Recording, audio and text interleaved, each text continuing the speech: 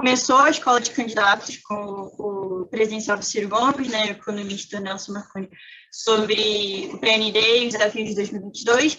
E hoje, com um tema muito importante para todos os pedetistas, a gente vai falar sobre a história do trabalhismo e as teses do PDT.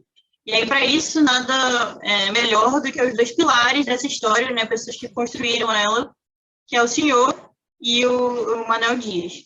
Então, quando o senhor quiser tomar a palavra, confortável. Não, Obrigada. abre aí, eu já entro de solo. Vamos embora. Pode começar, presidente. Obrigada. Já tá podendo ou não? Já anunciou? Está todo mundo vendo? Sim. Perfeito.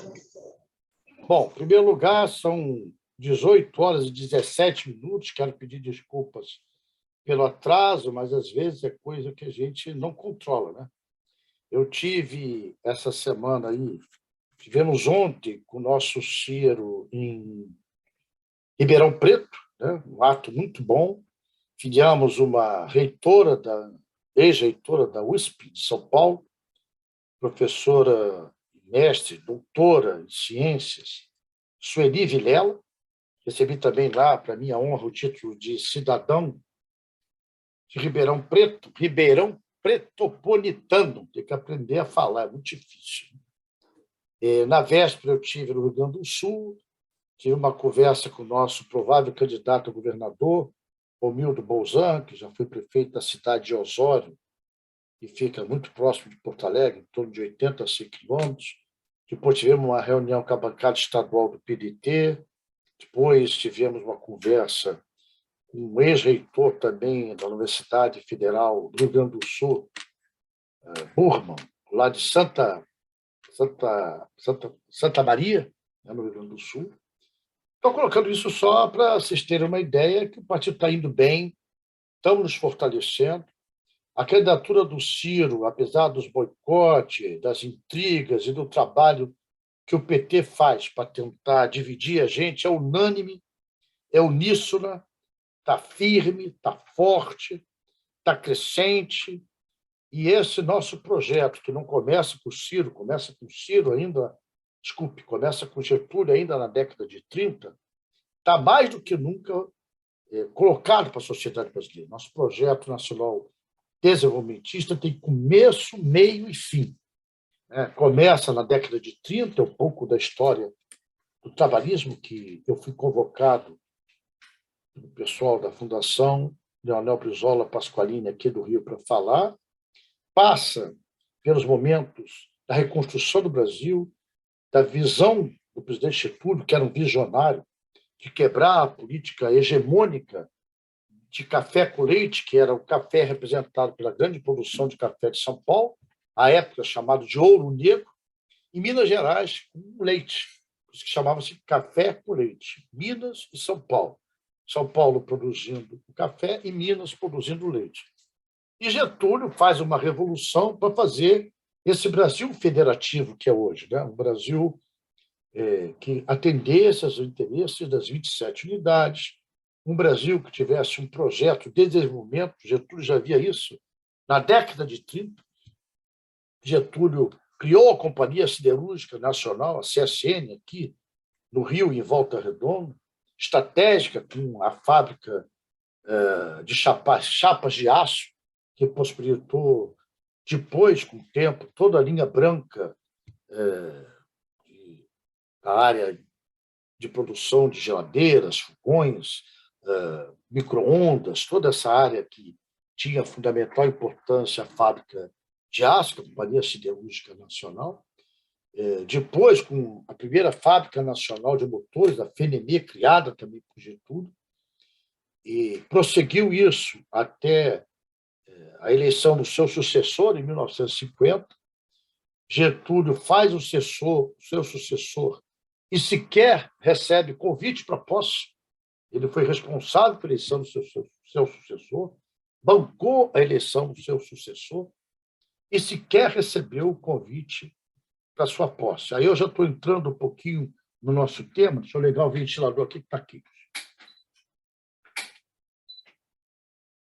Liguei já. Tem que ser assim, tudo é informal, tudo de improviso. Acabei de chegar de Ribeirão Preto, então estou aqui no improviso. Mas Getúlio, quando faz o seu sucessor... Estão me ouvindo ou não? Estão me Estamos ouvindo sim, ou não? Eu estou estamos sim, vendo o pode Manel continuar. agora. O Manel apareceu grandioso na minha tela, ocupando todos os espaços. Mas Getúlio começa, ele faz o seu sucessor, como eu falei antes, não recebe sequer o convite para a posse do seu sucessor e se retira, vai para a fazenda Itu, lá na sua São Borja, se recolhe, faz uma espécie de autoexílio, e ele falava, e está no livro A Era Vargas, que quem não leu deve ler, do Zé Augusto Ribeiro, diz assim: o mato crescia. Por que o mato cresce? Porque ninguém pisava em cima de tão poucas pessoas que visitavam Getúlio depois que ele deixou o poder. E logo depois vem a vitória do seu sucessor, eleito por ele, começa, nos idos de 49, um movimento chamado queremismo, que era queremos Getúlio. O povo na rua, espontaneamente, com a saudade do nosso líder, falava queremos Getúlio, queremos Getúlio. A saudade do grande líder popular, do homem que marcou a geração de Brasil. Eu costumo dizer sempre isso, os grandes historiadores reconhecem, o Brasil antes e depois de Getúlio. A Era Vargas marcou a história do Brasil. E Getúlio, só por curiosidade, foi o primeiro presidente da República a usar o marketing eleitoral. Como vocês sabem, eu gosto de música, Getúlio, lá nos idos de 50, conseguiu colocar uma marchinha, naquela época, marchinha de carnaval, vocês são muito meninos, não sabem nem o que é isso, marchinha de carnaval. O Manel, que é maduro, como eu, vai lembrar, Getúlio criou primeiro uma primeira marchinha, que significou uma marchinha que começou a dar a entrada dele de volta ao palácio, aqui, era o antigo estado do Rio de Janeiro, aqui no Catete, que era: pega o retrato do velho Getúlio, bota do mesmo lugar, o retrato do velhinho faz a gente se alegrar. Olha o simbolismo, olha a simplicidade e a profundidade. O povo queria alegria, o povo queria um presidente que criou a CLT, fez toda a constituição de leis trabalhistas, que deu direito de voto às mulheres, viu, Luane? Que criou a Companhia Siderúrgica Nacional, que pensou o Brasil. Getúlio Dornelles Vargas foi o primeiro presidente da República a pensar Brasil, a sentir Brasil, a viver Brasil, a amar Brasil. Por isso, era um patriota. Patriota, né? Uma palavra que pode significar uma coisa ultrapassada para muitos, uma coisa dos antigos, dos velhos. Nunca o Brasil precisou tanto de patriotas quanto nesse momento. De gente que ame a pátria brasileira, que tenha orgulho de ser brasileiro, que queira construir uma nação livre, independente, autônoma, que defenda, como falava Leonel Brizola, né, Maneca, os interesses nacionais. Então, essa marca de Getúlio é a marca que nós vivemos hoje. O trabalhismo nada mais é do que a atualização do projeto que Getúlio começou na década de 30.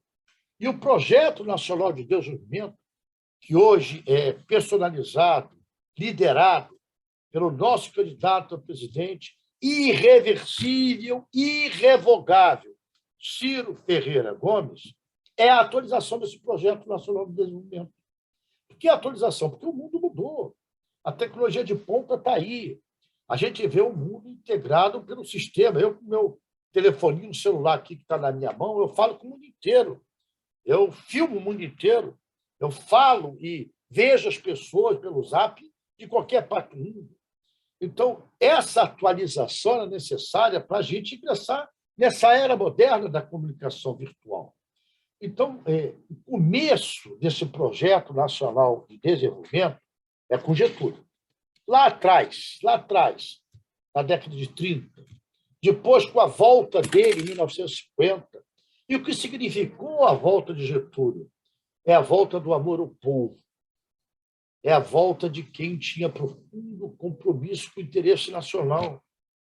Era a volta do Getúlio aqui no Campo de São Januário, quem torce para o Vasco sabe onde é que é o estádio de São Januário, onde Getúlio falava trabalhadores do Brasil.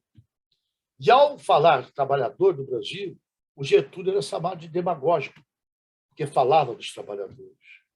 E é bom, principalmente vocês, muitos candidatos, companheiros que estão nos vendo e assistindo aqui no Rio e em todo o Brasil, e depois vocês terão um brilhantismo, a inteligência e a competência muito maior do que a minha, do meu companheiro, irmão e amigo, Manel Dias, mas eu sou um coadjuvante, estou aqui para esquentar, sou preliminar do jogo principal.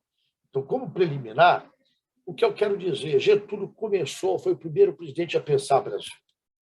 Foi o primeiro presidente a ter compromissos com o trabalhador. Foi o primeiro presidente, ele colocava a própria polícia do Estado Novo, que é criticada com razão em muitas coisas, que a polícia do Estado, ela realmente reprimia muitos comunistas, prendeu, cometeu abusos, mas a polícia do Estado Novo foi quem garantiu a organização sindical. À época, os patrões não aceitavam que os trabalhadores se reunissem para fazer reivindicação de melhoria salarial, de assinatura de carteira.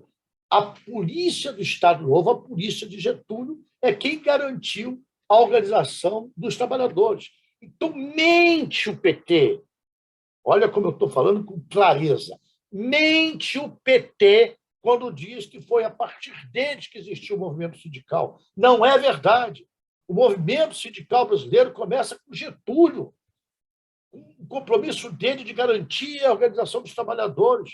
O Getúlio chegou a fazer no antigo PSD, que era o partido original dele, não é esse que está aí, era o partido, à época que Getúlio se elegeu, ele criou um movimento trabalhista, que cresceu tanto, tão forte, que se transformou no Partido Trabalhista Brasileiro. De saudosa memória que o tempo se esgotou, acabou, e fez do PDT seu depositário fiel.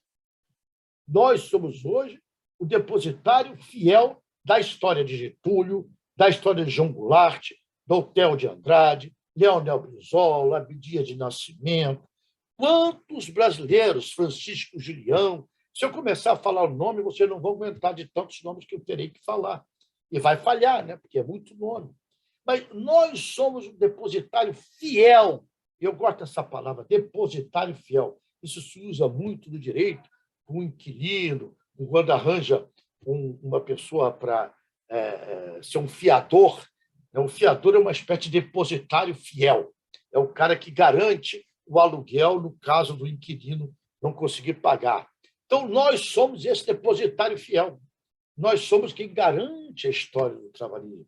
Essa história que começa com Getúlio, essa história que começa com a Revolução de 30, essa história que começa a romper com a história do Brasil colonial, da política do café com leite, começa a pensar um projeto de nação, que é o que o Ciro defende hoje, Projeto Nacional de Desenvolvimento, um projeto para o Brasil, para avançar na tecnologia, para, como falava Leonel de Moura Brizola, dar a educação que liberta o nosso povo, educação de qualidade, em tempo integral. Então, eu quero, com muita sinceridade, falar a todos os companheiros e companheiras, principalmente aos nossos candidatos, não sejam, com toda sinceridade, não sejam candidatos pelo PDT se não tiver essas ideias. Não defendam uma bandeira só eleitoral. Para o eleitoralismo, para quem está pensando só em se candidatar para ter a glória de voto, tem 37 partidos para ir. O nosso partido se diferencia porque ele tem respeito à sua própria história. Nós sabemos de onde viemos e, por isso, sabemos para onde podemos ir. O nosso partido é trabalhista, é da defesa intransigente do trabalhador brasileiro, dos seus direitos criados com a CLT. O nosso partido é o partido da educação. Nós julgamos que educação é investimento, não é gasto, não é custo. O nosso partido é o partido que questiona o sistema financeiro. Eu quero, nisso, copiar os americanos. Como os Estados Unidos, que são a mega do capitalismo mundial, tem 5 mil bancos. Aqui, 5 mil. E o Brasil tem 5, sendo que 2 são públicos e 3 privados. 85% do dinheiro brasileiro de toda a nação brasileira está na mão de 3 bancos privados. Até onde nós vamos com isso? E quando a gente questiona isso, quando o Ciro toca nessa ferida, ganha inimigos poderosos, faz com que a orquestração desse profeta da ignorância, desse assassino da esperança do povo brasileiro, assassino de muitos que morreram da Covid, eu falo com alto e bom som, metade das mortes no Brasil não teriam ocorrido se esse profeta da ignorância tivesse adotado aquelas instruções dadas pela Organização Mundial da Saúde, tivesse comprado a vacina com antecedência, tivesse preconizado o uso de máscara, a evitar a aglomeração. Escrevam o que eu estou falando, a história vai registrar que isso que eu estou falando é a pura verdade. Ele está lá, estamos aguardando o julgamento da Corte de Haia. Marque o que eu estou falando hoje para vocês. O profeta da ignorância que está de plantão, essa direita raivosa, o senhor Jair Bolsonaro sairá da presidência da República para a cadeia. Para a cadeia. Pela cumplicidade, pela sociedade que ele fez no assassinato desses quase 620 mil brasileiros vítimas da Covid. Somado a isso, inflação, preço do botijão de gás, preço da gasolina, preço da carne. Então, companheiros e companheiras, nós temos instrumentos para levar à sociedade a verdade. O trabalho que o nosso partido, Maneca, que com muito mais brilhantismo falará no apogeu desse debate depois de mim, o nosso instrumento é falar a verdade. Doia quem doer. O trabalhismo tem história que Getúlio representou, tem história que João Goulart, que deu 100% de aumento ao salário mínimo e pensou na reforma de base, reforma agrária, reforma de estrutura, reforma financeira. Né? Jango teve essa qualidade. E Brizola, que foi o maior investidor em termos de recursos públicos da área da educação da história da República Brasileira, com mais de 6 mil de escolas no Rio Grande do Sul, os 513 CIEP do Rio de Janeiro, e quando diziam para o Brizola, a educação e CIEP é muito caro, Brizola respondia, cara é ignorância, caro é um presidiário, um preso custa 4 vezes mais do que cada criança dentro de uma escola de tempo integral, como são os brizolões. Esse é o nosso argumento, essa é a nossa plataforma, é isso que o nosso candidato tem que ter fé, tem que ter convicção, tem que ir para as ruas e defender. O nosso projeto, companheiras e companheiros, não é só eleitoral.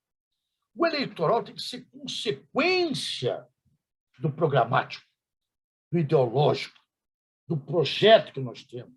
Por isso, eu tenho muita convicção de que o Ciro hoje sintetiza esse projeto que começou com Getúlio na década de 30, alcançou seu apogeu com a resistência da cadeia da legalidade que o Brizola fez em 62.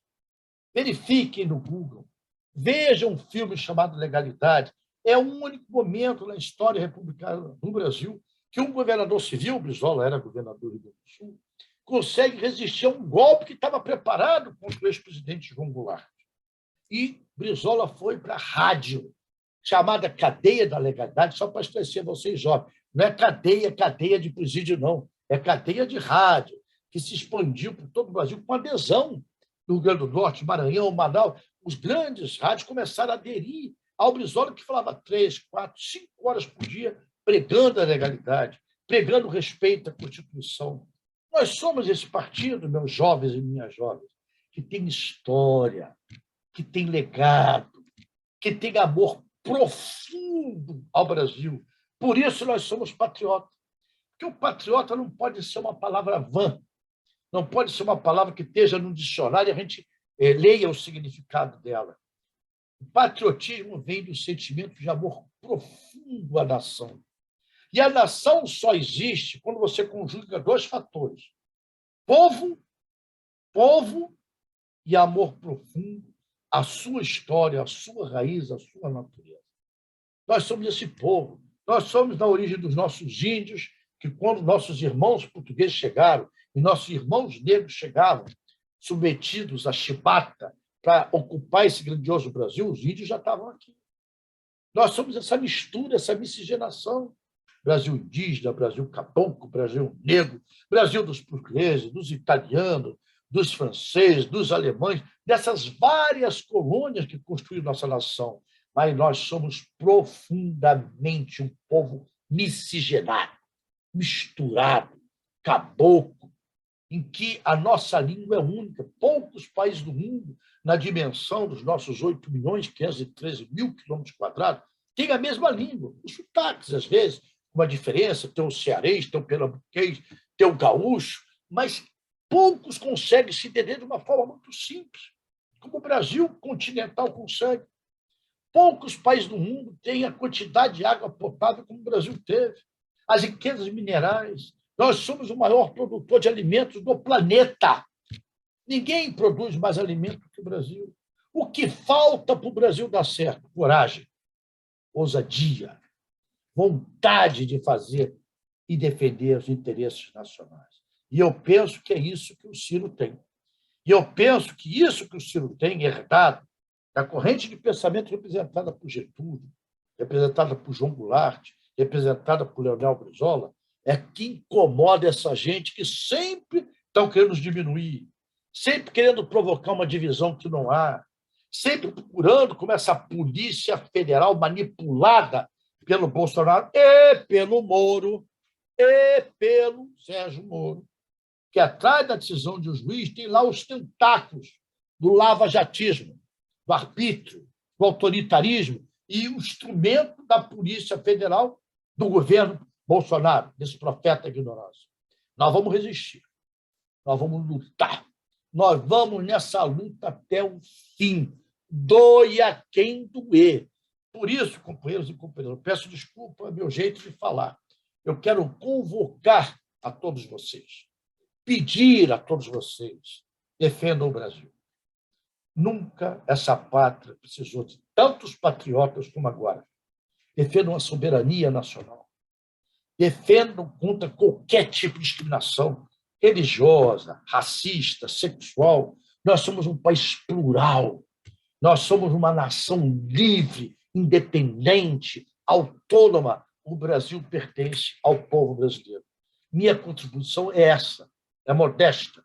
Não tenho muitos dados, não tenho muitos números, eu tenho sentimento de Brasil. E é isso que faz a gente estar vivo. E é por isso que, ao encerrar, eu quero agradecer meu amigo, irmão, inspirador, Manuel Dias, dizer a você do orgulho, Manuel. Eu tenho orgulho de ser seu amigo. Eu tenho orgulho de conviver há mais de 40 anos ao teu lado. E eu sei o quanto, com os seus cabelos brancos, mesmo jovem, com essa calvície precoce, o quanto você representa de esperança para o povo brasileiro. Porque você é mais jovem do que muitos jovens que ainda não aprenderam a amar o Brasil. Então, nós somos o partido dos amantes do Brasil, os que amam profundamente a nação brasileira e, por consequência, seu povo. Obrigado, desculpes, mas não foi uma fala acadêmica, foi meu coração saindo pela boca. Nossa, muito obrigada, presidente. Acredito que é uma honra para mim, um privilégio, acredito que para a maioria aqui, poder ouvir e aprender sobre a história do trabalhismo com o protagonista dessa história, com um dos autores dessa história. Então, foi muito bom poder te ouvir, é sempre muito bom poder te ouvir. E para continuar aprendendo um pouco mais sobre essa brilhante história do trabalhismo, essa longa história do trabalhismo, queria convidar o presidente da Fundação Leonel Brizola, Manuel Dias, para tomar posse da fala. Obrigada. Boa noite, companheira. Boa noite a todos os companheiros e boa noite ao companheiro Lupe. O Lupe exagera sempre quando fala da gente. Não sei se ele já está com pena pela idade que nós temos. E ele abusa quando se refere a mim. Eu tenho procurado, claro, cumprir a minha tarefa desde há mais de 65 anos, desde que optei por essa linha política e ideológica que eu acredito. E se estou aqui participando ativamente, é porque eu tenho fé, eu tenho sonhos, e acredito que o Brasil só terá, e cada dia, o dia a dia mostra, né, que a alternativa para o Brasil é um governo nacionalista que defenda a soberania nacional e tenha compromisso com a grande massa popular que está aí deserdada, que está aí abandonada. Nós somos um partido, entre todos esses numerosos partidos nacionais, um partido diferente. Nós temos história, né? Vimos de longe, como dizia o Brizola, e com a Revolução de 30, o Getúlio implementou no Brasil o socialismo moreno, na época não era Moreno, Brizola que intitulou, mas implantou o trabalhismo como uma ferramenta, como um instrumento, como um grupo do país que defendia recuperar, fazer com que o Brasil se transformasse numa pátria livre e independente. Em 30, o país era uma grande fazenda dos senhores de engenho, né? O Lupe já falou aí que trocavam de poder entre Minas Gerais e São Paulo com a denominação da República de Café com Leite. Mas o resto do Brasil, o Brasil ainda não tinha se consolidado como república. E a Revolução de 30, que não foi uma revolução de esquerda, mas o Getúlio, que era advogado, ele sofria uma grande influência dos pensadores franceses, Comte e tantos outros, que defendiam uma república, que defendiam a democracia e teve uma forte influência na vida do Getúlio Vargas. Getúlio, com ascensão ao poder em 1930, já começou. A primeira atitude do Getúlio foi em novembro, dia 4 de novembro, ele assumiu em outubro, 4 de novembro, criou o Ministério do Trabalho, Indústria e Comércio, na época, não era mais extenso. E, logo em seguida, criou o Ministério da Educação. E, através do Ministério do Trabalho, foram criadas legislações, normas, em que permitia, por exemplo, a organização sindical, que não existia anteriormente, e garantiu a elas, né, recursos com o fundo da contribuição dos trabalhadores para que os sindicatos pudessem sobreviver. E no Ministério da Educação estabeleceu, ele mesmo encaminhou no orçamento de 31 10% do orçamento da União para ser aplicado na educação. E determinou aos interventores, naquele tempo tinham interventores nomeados, que todos eles aplicassem no mínimo 5% dos orçamentos estaduais na educação. Então, essa questão da educação, ela vem de longe, né? Ela vem de longe e ela é um predicado, ela é um pressuposto necessário, indispensável para que você construa uma nação independente, soberana, porque enquanto que o povo não tenha condições de definir os rumos do país e mantido alijado de qualquer processo de discussão, o povo fica para trás, como historicamente sempre ficou. Então, não é de agora, é de longe que os interesses do grande capital internacional, já na época, era a Inglaterra, que dominava o mundo, né? A Inglaterra era dona a própria liberação dos escravos, a lei que acabou com a escravidão no Brasil, antecedeu a ela a lei de que todo o escravo que, ao atingir 60 anos, estava liberto. Não por amor a ele, porque aí ele passaria só a ter despesas de manutenção, não ia produzir. Então, acabaram a lei do ventre livre, né?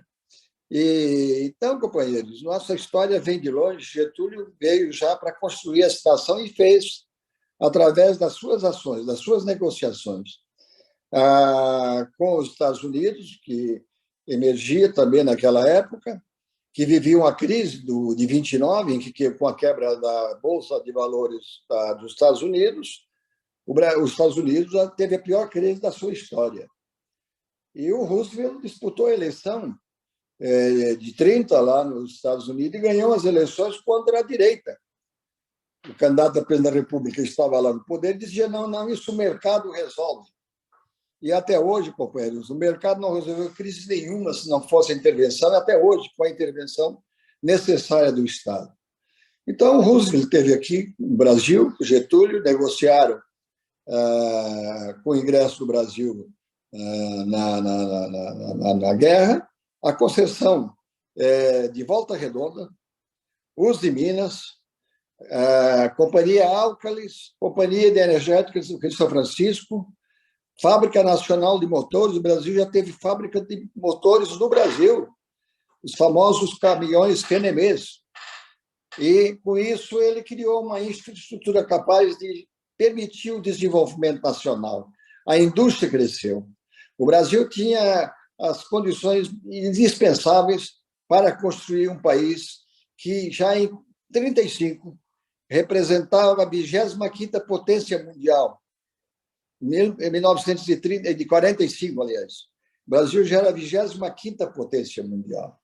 Então, o que nós vivemos hoje nada mais é do que a continuidade daquelas lutas históricas que sempre tivemos na reação dos grupos que dominam a economia, da direita, né, do grande capital financeiro, que não é de hoje, vem desde aquele tempo.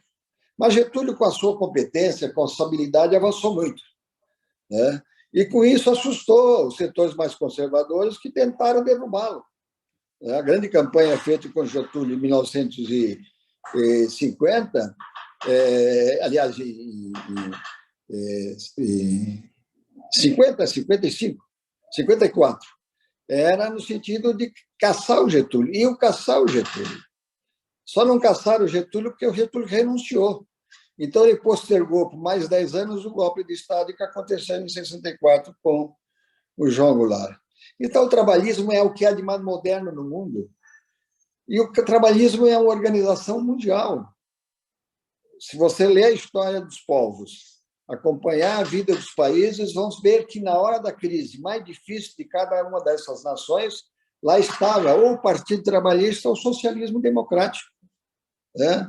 E o maior exemplo é a Inglaterra, foi a França, e hoje está lá a Espanha, né?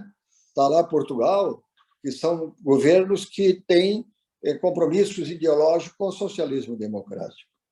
Então, a nossa história é muito rica e nós temos aonde nos amparar. Veio aí depois o governo eleito, o governo João Goulart, que queria dar continuidade àquelas reformas estruturais começadas pelo Getúlio, propondo a criação da Eletrobras, Telebrás, e várias empresas, e reforma agrária, e uma cobrança do capital estrangeiro no Brasil, em que ele tentou, através do decreto, determinou que todas as pessoas que tinham propriedades na beira dos lagos, das rodovias, das ferrovias, essas terras seriam desapropriadas para fins de reforma agrária. Então, ele mandou para o Congresso Nacional, quando assumiu a presidência da República, na mensagem de janeiro que todo presidente manda, uma proposta, né, elaborada por economistas importantes da época, com essas propostas de reforma de base. Aí começou de novo a grande campanha, desta vez já comandada pelo embaixador americano no Brasil, Lyndon Johnson, que coordenava, né, com a direita brasileira o golpe de Estado. E hoje nós podemos, e qualquer um de vocês pode acessar, lá no Departamento de Estado dos Estados Unidos tem essa vantagem, com 25 anos liberam os documentos secretos. Então, lá todos os documentos que nós denunciávamos na época, mas que ninguém acreditava, estão lá. O Lyndon Johnson falando com o Kennedy, presidente da República, estabelecendo normas de como enviar armas para o Brasil. Viriam de submarinos, tirariam as armas dos Estados Unidos para nos cobrir, né? Quando morreu o Kennedy, o Johnson continuou a negociação com o Lincoln Gordon e o Brasil, com o apoio de Minas Gerais, né? E com o apoio aí de militares da extrema-direita, já tinha aqui na costa brasileira, na costa do Espírito Santo, a 5ª Frota Americana, preparada para que se houvesse resistência do governo João Goulart na tentativa de golpe, eles invadiriam o Brasil e iam para Minas, né? O governador lá estava de acordo. Pelo direito internacional, é possível pedir o reconhecimento internacional, de um território, e teríamos estabelecido no Brasil uma grande luta que talvez, e eu era favorável a resistir, para garantir, primeiro, o mandato de um presidente legitimamente eleito. Segundo, para implementar as reformas restantes que ainda faltavam para que a gente pudesse avançar ainda mais no Brasil. Mas não houve resistência. Uma justificativa que o Jango deu, nós vivíamos naquela época o auge da Guerra do Vietnã, em que milhares e milhares de jovens morriam todo dia, e que, no final, os Vietcongues tocaram os Estados Unidos, expulsaram, e tem aí, se vocês buscarem na internet, as cenas dos soldados americanos fugindo do Vietnã, grudados e pendurados em helicópteros, e os Vietcongues, que era o movimento revolucionário lá do Vietnã, atrás deles. E hoje, hoje o Vietnã tem uma economia, está dentre as 15 maiores economias do mundo, um país pequenininho, país comunista lá que eles implantaram lá no Vietnã. Mas aqui no Brasil, companheiro, a nossa história é muito rica. E todas as vezes que nós estivemos no poder, com Getúlio, com Jango, e com os governos estaduais, especialmente no caso do companheiro Leonel Brizola, as ações do nosso governo foram sempre comprometidas com essas três coisas: soberania nacional, direito dos trabalhadores e com a educação. Não é possível salvar um país sem que toda a sua nação esteja na escola. O que é que acontece hoje, companheiro? Que nós estamos assistindo 60 milhões de brasileiros excluídos, vivendo mal, sem acesso à educação, sem saneamento, sem casa. Por quê? Porque a eles foi negado o direito de cursar uma escola que permitisse que eles aprendessem, né? E pudessem participar da discussão nacional. O Darcy Ribeiro, que era o nosso grande mestre em educação, ele também brigou, junto com o Brizola, pela educação de tempo integral e de qualidade no Brasil. E ele se considerou um derrotado porque as lutas que nós empreendemos, na hora de fechar o negócio, nós perdemos. E quando perguntaram para o Darcy, mas qual é o problema da educação no Brasil? O Darcy disse, não é problema, é um projeto. É um projeto das elites para não permitir com que os pobres, os excluídos, pudessem estudar e disputar, né? Disputar o mercado de trabalho com os filhos desses ricos, desses poderosos, que é uma ignorância, né? Mas, de qualquer maneira, era isso que dominava, que domina até hoje, né? Domina até hoje. Então, companheiros, vocês que são jovens, vocês que estão aí na militância, têm que conhecer a história do partido, conhecer as lutas históricas desenvolvidas por outros povos. E, para isso, precisa ler. Porque sem ler, não aprende. Não adianta querer, por inspiração divina, aprender. Não há. Tem que ler. E agora está aí essa internet que permite o acesso. Tem muitos bons livros brasileiros e traduzidos, né, livros de outros países, que abordam essa questão do socialismo democrático, do trabalhismo, das lutas históricas do trabalhador brasileiro que iniciou com a implantação do capitalismo no mundo, né? É histórico a divisão, né? A exploração do trabalho pelo empregador.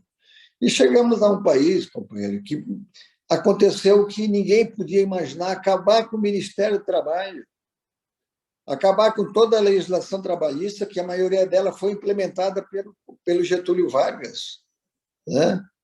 E até normas de controle de trabalho eles acabaram. Então, companheiro, nós estamos vivendo um momento dificílimo, muito grave, com a entrega do capital nacional, com a venda por preços das nossas estatais, né? Acabando com a riqueza do povo brasileiro, que a maior riqueza do povo brasileiro é a Petrobras.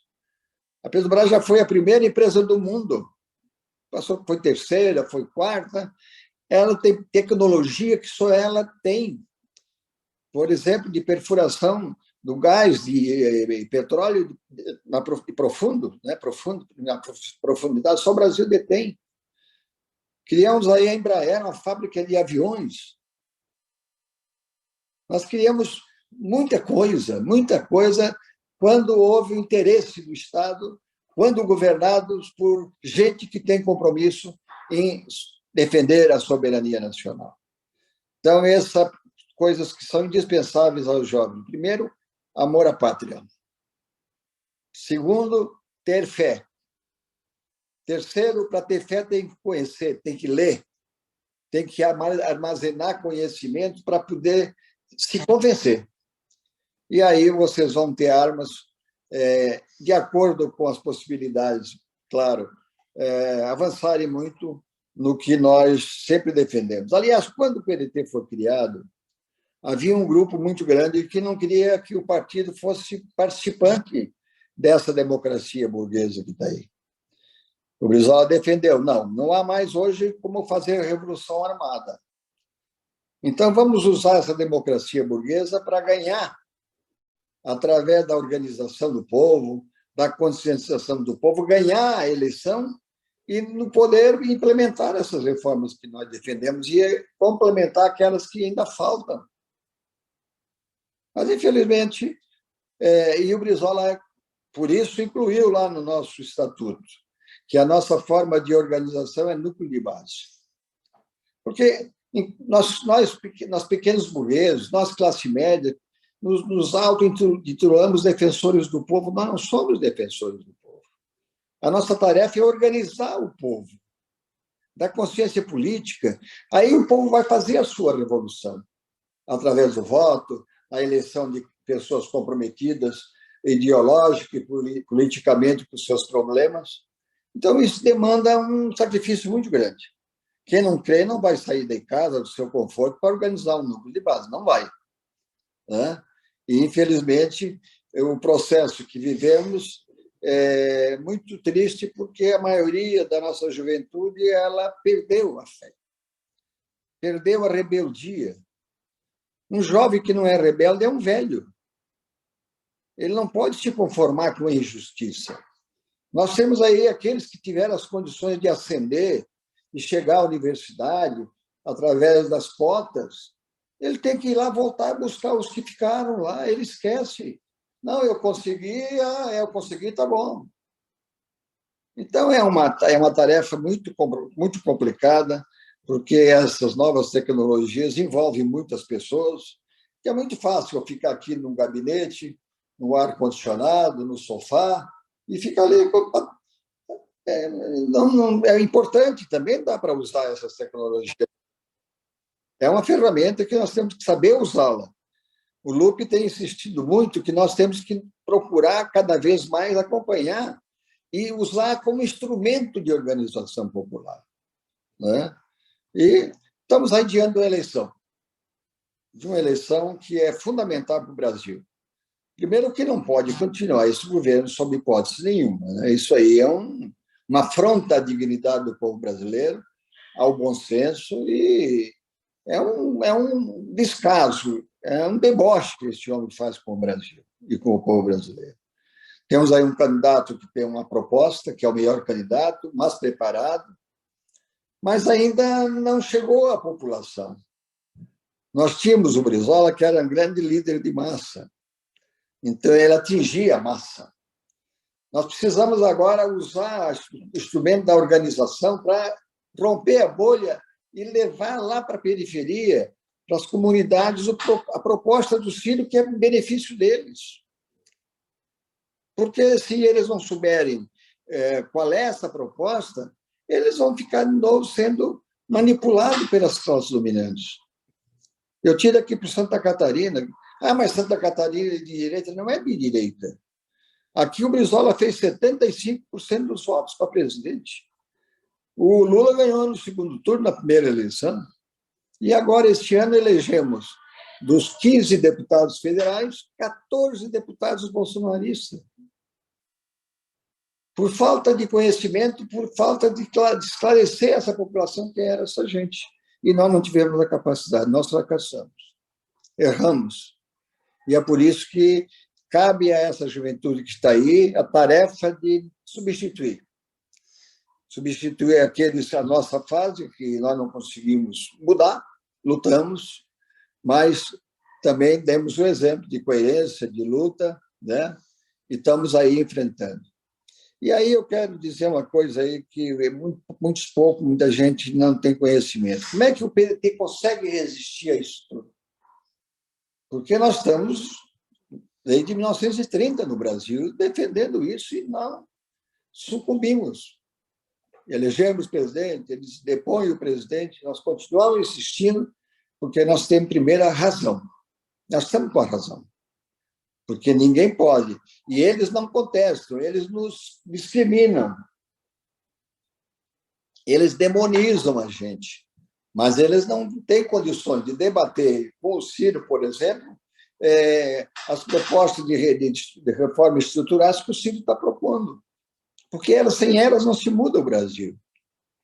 E o partido ainda resiste, companheiro, em grande parte está esse homem que está aí, que é o companheiro Lupe. Vocês imaginam se o PDT hoje fosse presidido? Não é contra parlamentar, eu não sou contra, pelo contrário, nós temos que ter.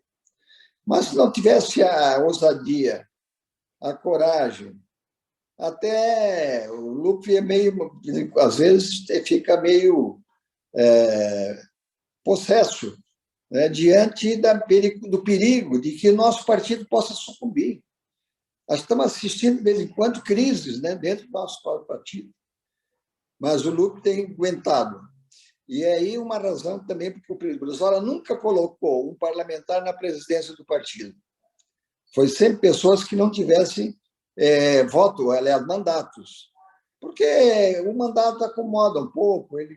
Agora, uma pessoa que presidiu um partido como o nosso, que defende posições que atinjam os grandes interesses do grande capital, do sistema financeiro, se não tiver coragem, se não tiver fé, se não tiver convicção, desiste. Porque nós somos o patinho feio da política brasileira, o PDT, o PTB, sempre foram. Sempre procuram diminuir a gente, né? Sempre procuram discriminar o nosso partido. Mas nós vamos resistir. Nós vamos contar com vocês, vamos pedir a vocês que vão para a rua. Tem que ir para a rua. Vão ouvir desaforo, vão ouvir reclamação, mas vocês têm a bandeira, têm a força da verdade, da proposta verdadeira em benefício do povo brasileiro. Então, o trabalhismo é o que há de mais moderno aí. O trabalhismo é a fonte da qual nós podemos melhorar a qualidade de vida de todo o povo brasileiro. Um país que tem a maior e melhor biodiversidade do mundo. Boa parte dos remédios do mundo são fabricados com equipamentos oriundos da Amazônia. O país que tem a maior reserva potável de água no mundo, que deve ser a causa de algumas guerras que vêm por aí. Tem a maior fronteira agrícola do mundo. O que o mundo tem é fome. Nós temos também, companheiros, as reservas minerais inúmeras, infindáveis. Então, um país com essa potencialidade pode conviver com metade da sua população ganhando até 2 salários mínimos, com 60 milhões que estão aí desamparados. Num país que se diz cristão, tem criança ainda morrendo de fome? Nós não podemos, companheiros. E vocês serão responsáveis por isso. Vocês que estão no PDT, que acreditam no PDT, têm que aprofundar, têm que se organizar e ir para a rua.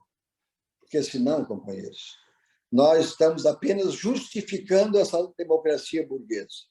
Brizola dizia. Porque ele ainda joga na nossa cara. Vocês não têm direitos para disputar, você disputa, não ganha porque não tem voto. E, claro, nós não temos organização, nós não chegamos àquela população que nós temos compromisso, porque os nossos filiados, a maioria dos nossos filiados é pobre. É pobre. Então, companheiros, a tarefa é dificílima, ela é quase impossível. Mas é possível porque muitos povos mudaram os seus destinos antigamente, há uns anos atrás, através da Revolução.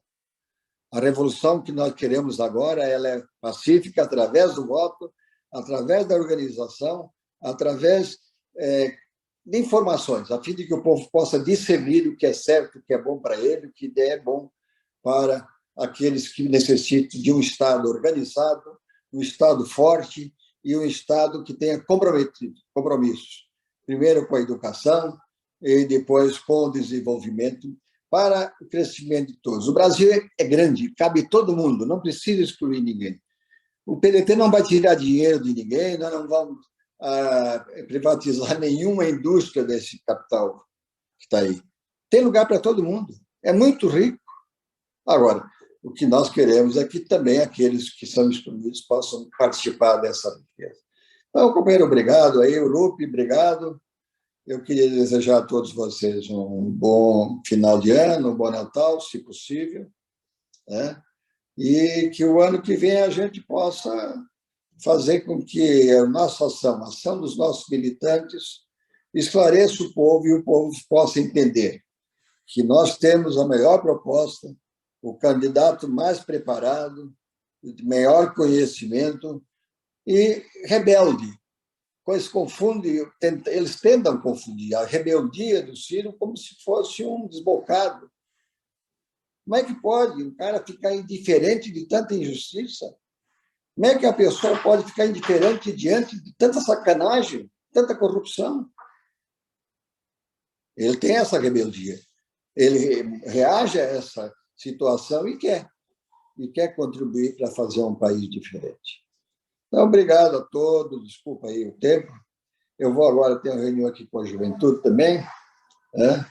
E repetir, Lupe, obrigado por tudo, parabéns aí pela atuação de frente ao nosso partido, tem conseguido aguentar, resistir, e que o nosso partido sobreviveu e vai sobreviver cada vez mais.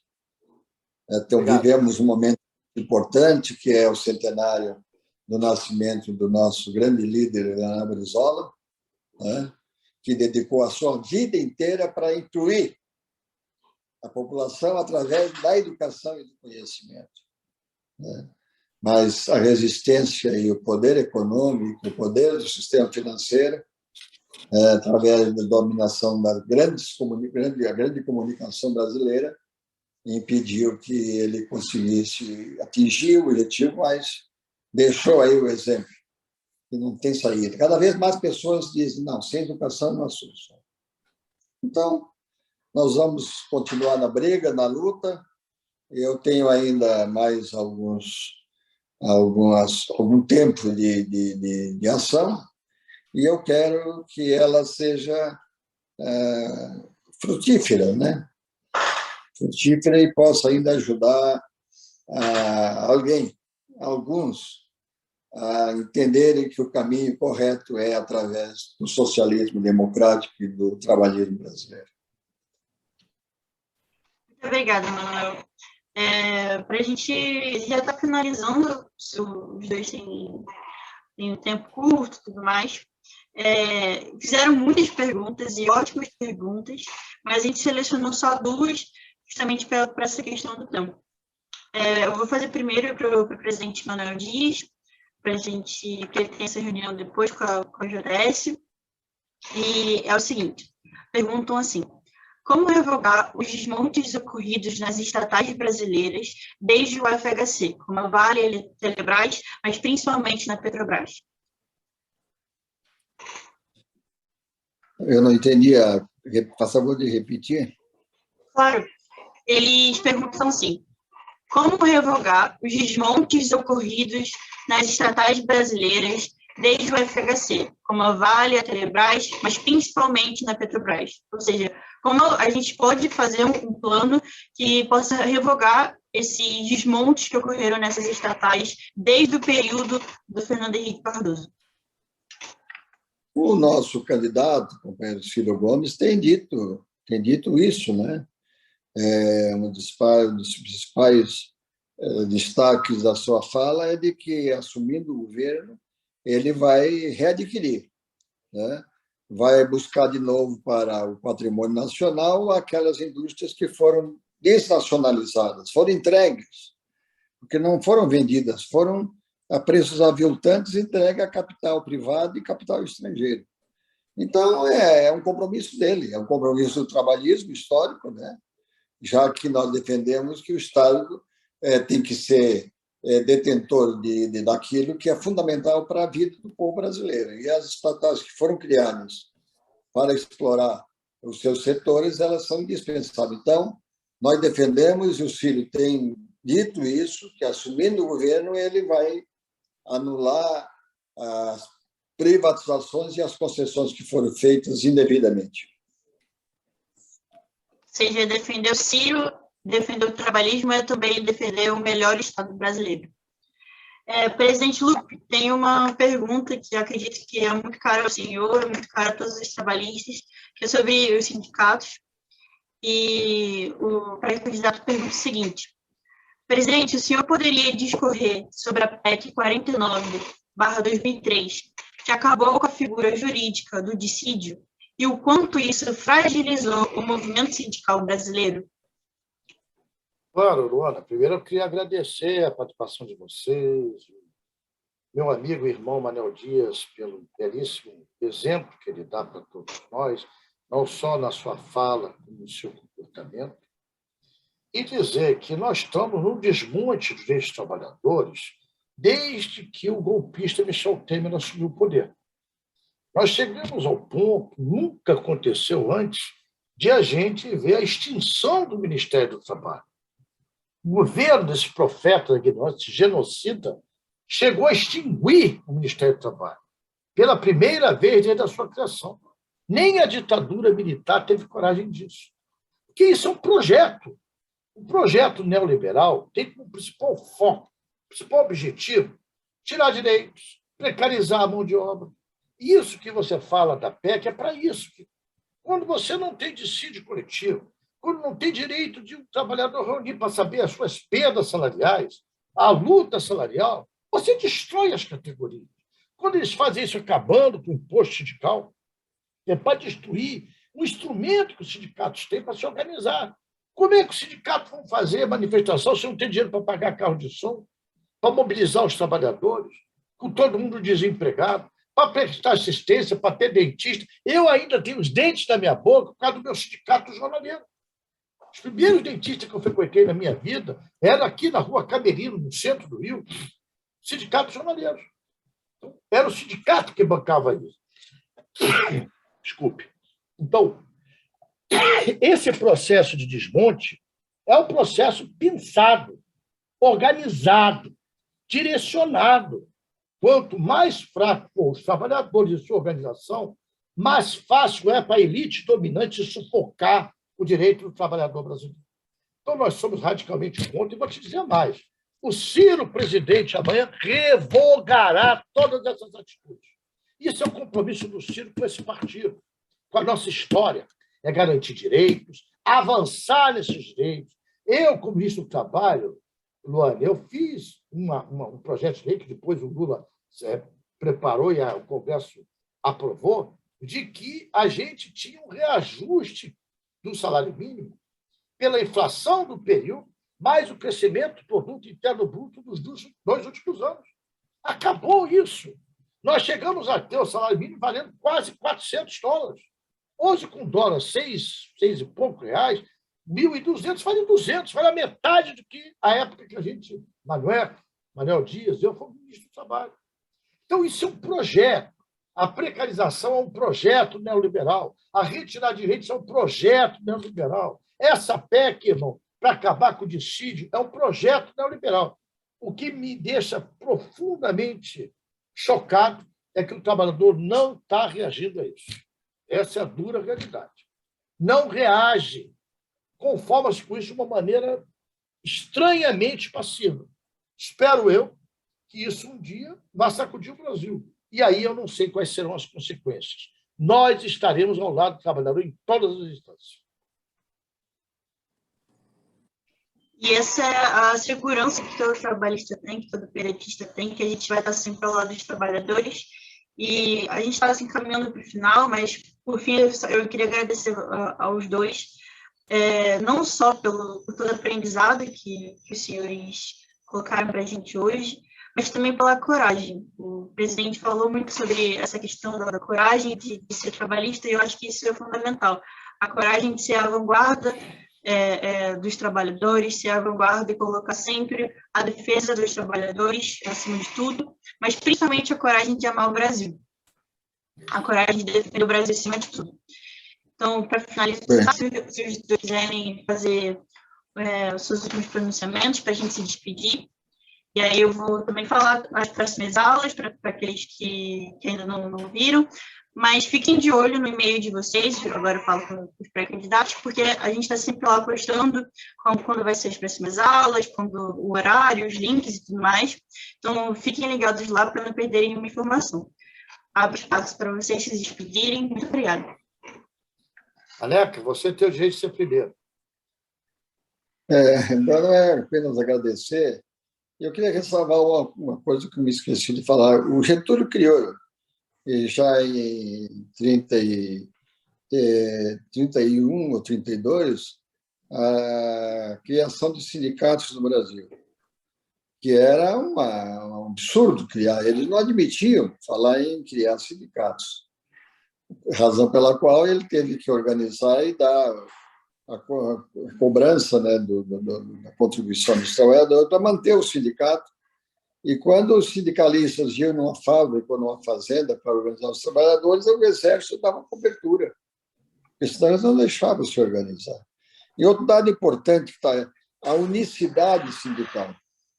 O Getúlio, ao criar os sindicatos, criou os sindicatos, unicidade, tanto da patronal quanto dos trabalhadores. E eu pergunto, quantos sindicatos patronais tem em cada estado no Brasil e nas cidades? Um. E nós temos, daqui a pouco, 10 sindicatos da mesma categoria. Isso fragilizou a questão da luta sindical e por isso eu acho que o trabalhismo tudo que você for discutir, tudo que você for fazer participação, vê que está lá o trabalhismo sempre de um lado só, ao lado do Brasil, e para que o Brasil seja igual, justo ao lado dos trabalhadores, para incluí-los também, né? Então, eu queria, mais uma vez, agradecer, foi uma honra para mim poder participar desse debate, esperando que ele tenha tido utilidade, né? Que possa servir para que os companheiros adquiram essa fé que a gente fala e hoje mesmo à noite saio correndo para ir lá para a periferia fazer um núcleo de base. O núcleo de base pode fazer na escola, entre os amigos, pode entre os parentes, pode fazer de qualquer jeito. Dos plantadores de mandioca, dos plantadores de fumo. O núcleo é uma reunião de um grupo para discutir, porque para ele tomar conhecimento do por quê. O povo tem que saber o porquê ele está lá excluído. Enquanto ele não souber o porquê, ele confunde. Vai votar naquele que é mais simpático. Enquanto tiver esse congresso que está aí, companheiros, fazer reformas, não é possível.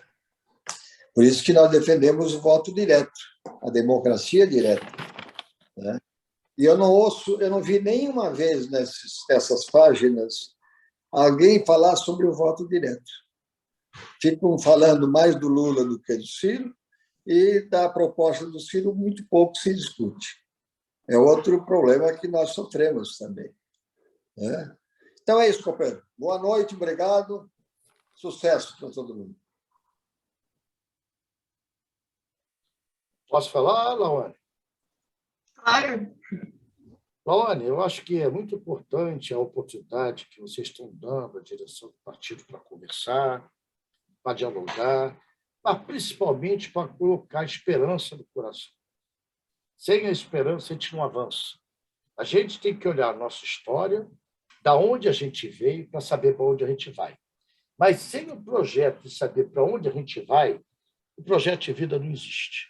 Então, é muito importante pegar um homem com a experiência que o Maneca tem e ele continuar lutando por lucro de base, continuar fazendo live com cursos em todo o Brasil, continuar militando, é o que a gente quer quando vocês chegarem na nossa idade. É continuar a luta, não desistir do Brasil nunca. E aí, Lawane, eu quero pedir desculpa a vocês, antes do meu filho e a família reclamar de mim, mas eu quero voltar. A música, para mim, é terapia. Então, eu estava lembrando, com o Manel falando, da minha época de escola primária.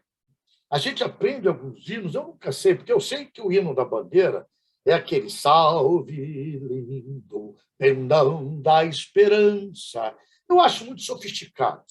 Eu gostava de um, Maneca, não sei se você chegou a aprender na escola, e eu quero terminar com ele para provocar o sentimento do Brasil e a prestar atenção na letra.